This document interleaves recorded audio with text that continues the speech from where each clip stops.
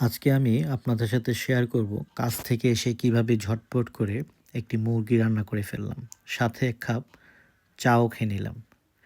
তো আমি এখন মুরগিগুলোকে বেশ ভালো করে ধুয়ে পরিষ্কার করে নিব। পরিষ্কার করার পরে আমি আবার কিছুক্ষণের জন্য রেখেও দিব। তো এখন আমি ধুয়ে নিচ্ছি।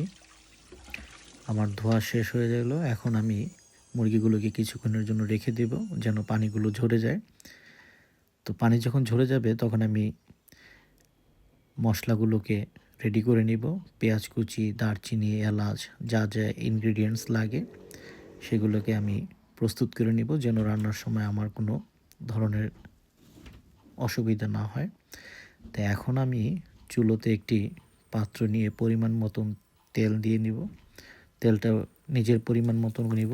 তারপর আমি তেলে মশলাগুলোকে দিয়ে দিব, সাথে পেঁয়াজগুলোকে দিয়ে দিব।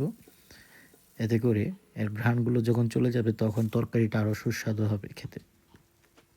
সাথে আমি এখন আদা রসুনের কিউবগুলো দিয়ে দিচ্ছি এবং পরিমাণ মতো লবণ দিয়ে নিলাম। তারপর আমি এগুলোকে কিছুক্ষণ ভেজে মাংসগুলোকে দিয়ে দিব। মাংসগুলোকে এভাবে উল্টে পাল্টে কিছুক্ষণ নাড়াচাড়া করে নেব এবং দেখব যেন এগুলো হালকা লাল হয়ে আসে। যখন হালকা লাল হয়ে আসবে তখন আমি এর মধ্যে আমার হলুদ মরিচের যে মিশ্রণটি আছে সেগুলো দেব। এখন আমি দেখতেছি যে এগুলো প্রায় হয়ে আসছে, তাই আমি হলুদ মরিচের মিশ্রণগুলোকে দিয়ে দিলাম। এখন এই মশলাগুলোকে দিয়ে পুরো মাংসগুলোকে ভালোভাবে কষিয়ে নিব যেন মাংসের ভেতরে মশলার স্বাদগুলো যেন যায়। তা না হলে মাংস খেতে ভালো লাগবে না। তো আমি এভাবে কিছুক্ষণ নাড়াচাড়া করে ভেজে নিব। এখন আমি কোনো পানি দেব না। পানি ছাড়াই তেলের মধ্যে মশলাগুলোকে দিয়ে মাংসগুলোকে ভালোভাবে কষিয়ে নেব।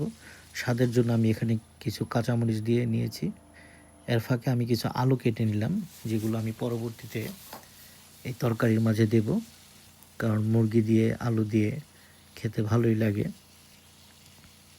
তো আমি এখন পানি ছাড়া মাংসগুলোকে বেশ কিছুক্ষণ কষিয়ে নিলাম। কষিয়ে কিছুক্ষণের জন্য ঢেকে রাখলাম। ঢেকে মাঝে মাঝে আবার ঢাকনা খুলে এগুলো চেক করতে হবে যেন না লেগে আসে। তো এভাবে আমি কিছুক্ষণ করে নেওয়ার পরে যখন দেখলাম যে মাংসগুলো বেশ ভালোই কষানো হয়েছে, তারপর আমি এগুলোতে আলু দিয়ে দিব। আলু দিয়ে আরও বেশ কিছুক্ষণ কষাবো, তাই আমি আলুগুলোকে এখন দিয়ে ভালো করে আবার মেখে নিচ্ছি। মেখে আবার কিছুক্ষণের জন্য আমি ঢাকনা দিয়ে রাখবো। সাথে একটু অল্প